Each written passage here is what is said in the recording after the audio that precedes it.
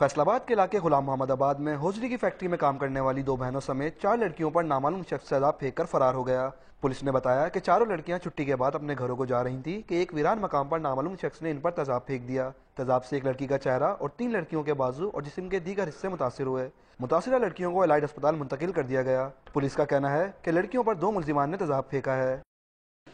2 लड़के आगे से मोटरसाइकिल पर सवार आए हैं, उन्होंने एक शीशी में तेजाब था उनके पास, उन्होंने उन पर फेंक दिया और वो सीधे भाग गए। उन बच्चियों की बात हमने सुनी है, बिल्कुल स्टेबल हैं वो। एक बच्ची के थोड़ा सा ज़्यादा चेहरे पे 2-4 जगहों पे पड़ा है, एक बिल्कुल महफूज रही है और दूसरी, तीसरी और चौथी के हाथों पे एक छींटा पड़ा है। डीसीओ नसीम सादिक का कहना था कि मुल्जिम की गिरफ्तारी के लिए पुलिस की टीमें तश्कील दे दी गई हैं और इसे जल्द गिरफ्तार कर लिया जाएगा। बदीन के इलाके गुलारची में भी शादी की तकरीब में नामालूम अफराद ने 6 साला बच्चे अबरार पर तेजाब फेंक दिया। बच्चे को तशवीशनाक हालत में हैदराबाद के अस्पताल मुंतकिल कर दिया गया।